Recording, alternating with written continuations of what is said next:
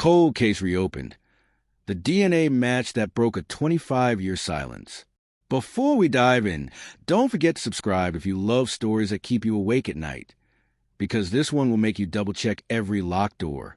25 years after the murder of 19-year-old college freshman Emily Carter, the small town of Ridgeview, Oregon, had learned to live with its ghost. Locals still whisper about the night she vanished from the old train bridge, how her backpack was found on the tracks, how her phone lay shattered on the gravel, and how her body turned up 3 days later more than 30 miles away, hidden beneath a collapsed hunting cabin. The case never made sense. No motive, no witnesses, and the little evidence collected was ruined by a sudden winter storm. By dawn of the fourth day, the killer had vanished like steam off the river. But everything changed on a cold January morning.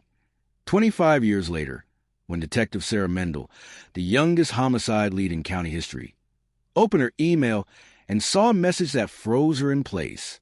A DNA match, a full match, from a case so old most officers had only heard rumors about it. And the match belonged to someone who, according to every record, couldn't have been anywhere near the crime scene in 1999. Daniel Rourke, a local paramedic with a spotless record, a decorated service history, and a life that looked painfully normal. The state lab flagged it through a routine database update.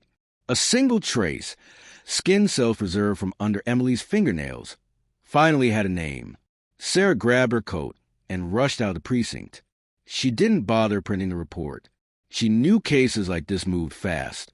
And if the match was real, someone in Ridgeview had been living beside a killer for 2 decades.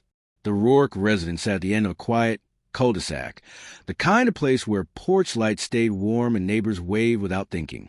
When Sarah arrived, Daniel was in uniform, stepping out of his ambulance for a late shift break. "Detective Mendel, right?" he asked, wiping rain from his forehead. "Something wrong." Sarah studied him. No twitch, no flicker, just a calm man who seemed genuinely confused. "We need to talk at the precinct," she said. "It's related to a cold case." Daniel hesitated, but nodded. "Let me tell my supervisor." Inside the interview room, he sat with his hands folded neatly. He wasn't sweating. He wasn't offensive. When she mentioned Emily Carter's name, he blinked once, slowly. "I know who she was," Daniel said. "Everyone my age does. But I never met her, never even saw her." His voice didn't shake. His pulse stayed steady. But facts were facts. DNA didn't lie. When Sarah revealed the match, Daniel went pale. Not guilty pale.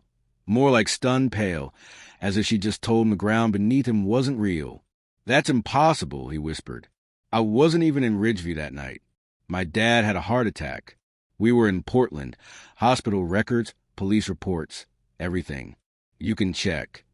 They already did. The alibi was airtight. He couldn't have been at the train bridge. But his DNA had been under Emily's nails. The deeper Sarah dug, the stranger everything became. Daniel's parents confirmed their son had been at the Portland hospital the entire night. Hospital staff remembered him. Security footage, grainy, time-stamped, but legit, showed Daniel in the waiting room. So how could his DNA end up on a dead girl in Ridgeview, 90 miles away? There was only one explanation, at least on paper. Someone had planted it. But who would collect a stranger's DNA in 1999? This was before consumer DNA kits, before widespread databases, before anyone imagined genetics would solve crimes.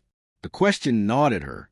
That evening, Sarah revisited evidence stored in a temperature control room deep beneath the courthouse. The box was battered, its label peeling. Carter, Emily, 1999. Inside were photographs, a torn sweatshirt, a rusted bracelet clasp, and a plastic evidence bag holding Emily's fingernail scrapings. Sarah held the bag to the light. Why hadn't the killer tried to remove these? Why leave such an obvious trace unless they wanted someone to find it? Every step raised new questions. And the town, always hungry for closure, would explode once this DNA news leaked. But then came the moment that twisted everything. In the bottom of the evidence box, hidden beneath old field notes, she found a small envelope marked with a faded red stamp. Submitted anonymously. Inside were 3 items.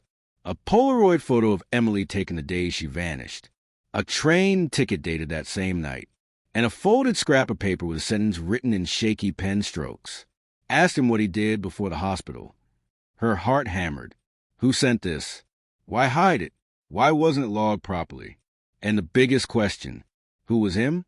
Daniel? Someone else? Sarah drove back to the precinct, storm tearing across the sky. She barged into the interview room, but Daniel was gone. The escorting officer swore he'd been left alone just for a moment. His phone, wallet, and keys were still on the table, and in Daniel's chair lay a single object that hadn't been there before, a cassette tape, labeled only with the year, 1999. What was on it? Who put it there? Where had Daniel gone? Sarah hit the recorder, breath tight in her chest. The tape clicked, hissed, then a man's trembling voice whispered, "I know who killed her." The static from the cassette tape faded, replaced by the shaky, uneven breathing of a man who sounded trapped between fear and guilt. Detective Sarah Mendel leaned in, elbows pressed against a metal table, her pulse pounding in her ears. The voice continued, "If you're listening to this, something went wrong. I didn't mean for any of this. But Emily didn't die the way they said she did, and the person the police were supposed questioned never made it alive." Sarah's heart thudded. The timestamp on the recording labeled 1999 was no accident. Someone had recorded this at the time of the original investigation and hidden it. "I tried to warn them," the voice said, "but the officer told me to go home, said they'd take care of it. And they didn't. They never did." A faint clatter echoed in the background of the tape, like something metallic falling onto concrete. Then the whisper turned desperate. "If they find this, if anyone finds this, ask for the cabin. The cabin that wasn't in the report. That's where it happened. That's where she fought." A click. Silence. Sarah stared at the recorder, mind spiraling. The cabin. Emily's body had been discovered under a fallen structure, but the police report mentioned it only as a damaged storage site, not a cabin. Had evidence been covered up, misfiled, intentionally erased? She didn't have time to sit with the thought. Her phone buzzed violently. "Dispatch. Detective Mendel, we have a situation. Possible abduction. The name matches your cold case interviewee.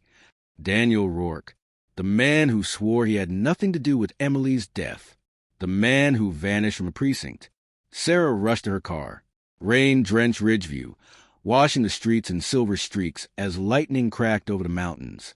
She sped to Daniel's neighborhood, where officers surrounded his empty ambulance parked crookedly in the street. Daniel's wife, Laura Rourke, stood on the porch wrapped in a blanket, her eyes red and wild. She kept repeating the same words. "He said someone was watching him. He said it all day. I thought he was just tired." Inside, the house looked undisturbed, except for Daniel's work boots lying in the hall, one overturned, laces twisted. Sarah knelt, squinting. There was mud. Thick, dark, heavy mud. Ridgeview forest mud. She bagged the sample and turned to Laura. "When was the last time you saw him?" "About an hour ago," Laura whispered. "He said he needed to drive out to Old Canyon Road. Said something about proving he didn't hurt Emily." Old Canyon Road. The same road that led to the mountain ridge and to the collapsed cabin where Emily's body was found. As Sarah's cruiser tore through the winding path, memories from the tape echoed in her mind. The cabin that was in the report. That's where it happened. Had the original detectives intentionally buried evidence? Was someone protecting the real killer? And why, after 25 years, was the past suddenly clawing its way back? Branches scraped the side of the car as the road narrowed. The collapsed cabin emerged through the fog, its broken beams lit by Sarah's headlights. She stepped out, flashlight trembling slightly, scanning for movement. Then she froze. A footprint, fresh, deep in the mud, leading toward the wreckage. "Daniel," she called. "It's Detective Mendel. If you're here, talk to me." No answer, only the whisper of trees bending under the storm. Sarah followed the prints until they vanished into the shadows beneath the broken structure. She crouched low, lifting her light. Something glinted. Metal. A badge. She reached for it, then stopped cold. Not Daniel's badge. Not a paramedic badge. A police badge. Badge number partially scratched, but still legible. It belonged to Officer Raymond Holt, one of the first responders on Emily's case in 1999. The same officer whose interview notes were incomplete.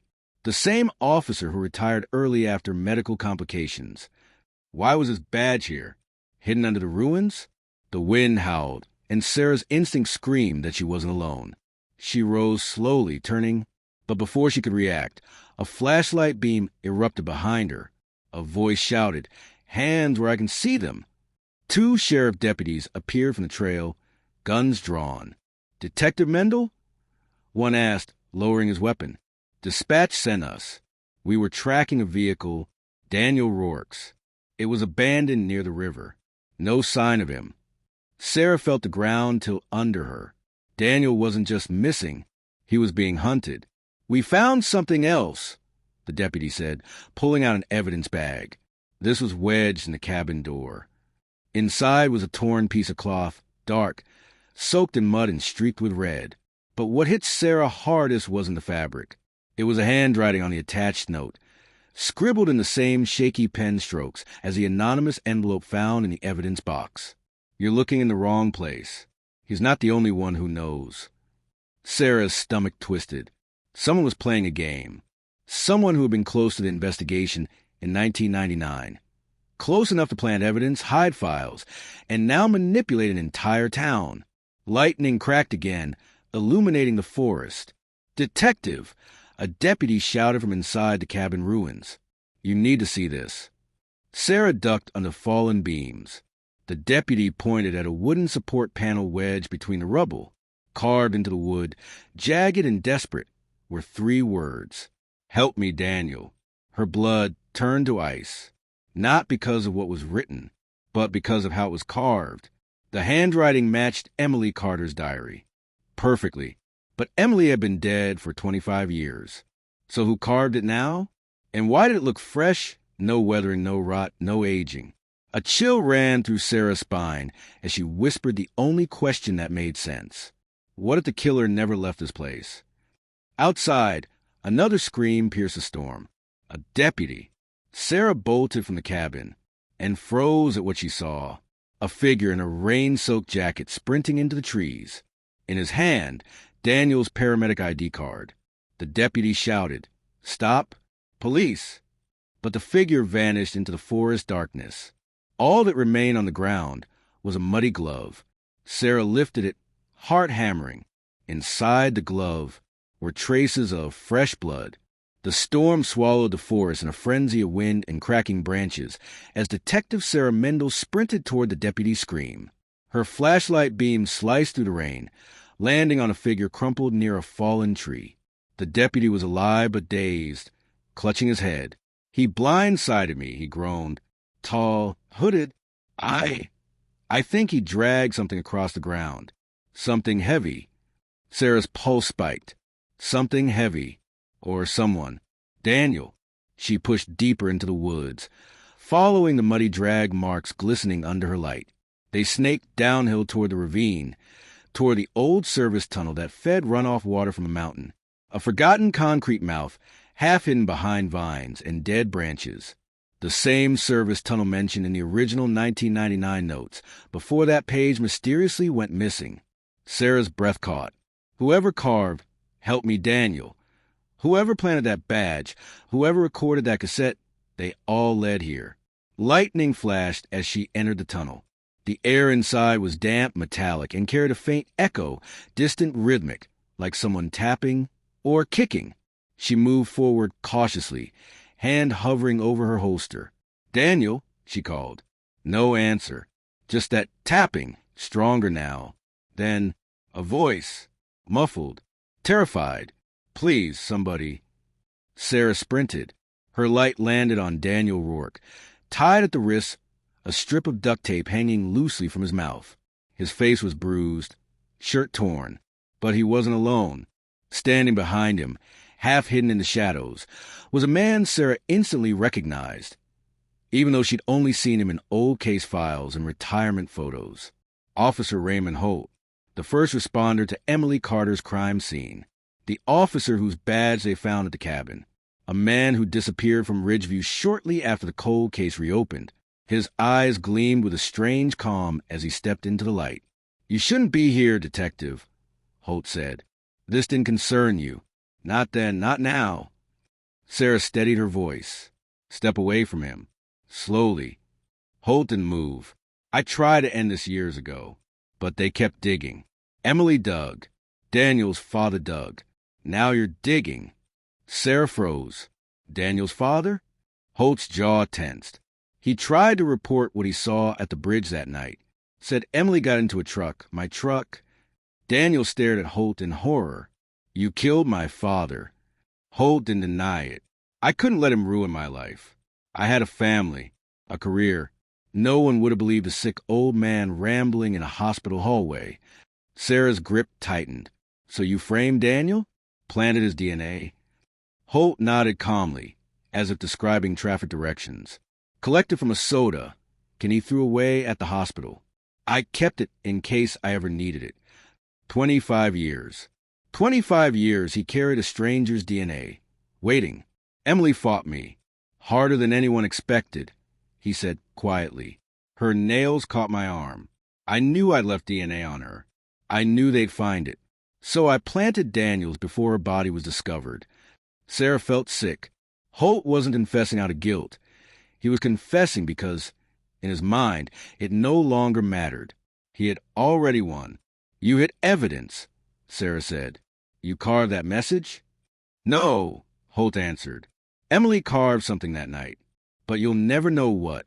The cabin collapsed soon after.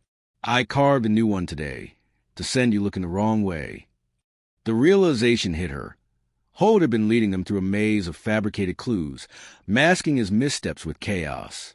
"And the cassette?" Sarah asked. Holt smiled. "That was your real breadcrumb. Someone tried to warn the police in 1999. I intercepted it and hid it in the evidence box. But I knew, sooner or later, someone would find it. Someone overeager. Someone like you." He stepped forward, gun in hand. "You brought yourself right where I needed you." Sarah's heart pounded as Holt raised a gun.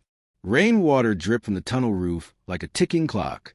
But Holt had forgotten one thing. The deputies he knocked aside earlier had sent coordinates. Backup was already on the way. And then, a thunderous crack echoed from behind them. "Ridgeview Sheriff's Department.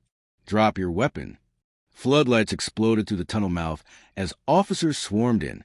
Holt whipped his gun toward them. Sarah lunged. A single motion. A struggle. A gunshot.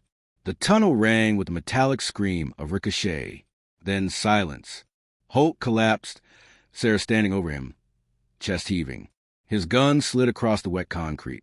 Daniel sagged against the wall, shaking uncontrollably. "He was going to kill me." He said, "I knew too much." "But I didn't. Sarah, I swear I didn't." She cut his restraints. "I know. He wasn't trying to expose your guilt. He was using you to bury his." Outside, the storm finally broke. The forest was quiet. Holt was taken into custody, barely conscious. Medical teams moved in. Deputies secured the tunnel. It was over. Finally, 3 months later, the state crime lab released its final report. Emily's real DNA evidence, what little survived, matched Holt beyond any doubt. The cabin carvings Holt created were exposed as fresh. The missing notes from 1999 were traced to Holt's login credentials. Daniel was cleared publicly. Sarah received commendation. But Ridgeview wasn't the same. A town built on trust had discovered a monster wearing a badge. On a quiet evening, Sarah stood on the old train bridge, watching the river roll beneath her. She held the cassette tape, the one that started everything. Someone had tried to warn them 25 years ago. Someone who never got the chance to be heard. As she slipped the tape back into the evidence envelope, she whispered, "Emily, we finally heard you." And just as she turned to leave, her phone buzzed. A new message from the state lab. One line only. Additional partial DNA recovered from victims' clothing does not match Holt. Sarah stopped breathing. If it wasn't Holt, then another person had been in that cabin. Maybe helping. Maybe watching. Maybe waiting. Her radio crackled to life. "Detective Mendel, You're going to want to come in. We have another case. Same signature. Sarah stared out over the dark water as the weight of it settled on her. Holt wasn't the only one. He was never the only one. If you think this story was intense, she whispered into the rain, you're not ready for the next one. Hit subscribe so you don't miss it.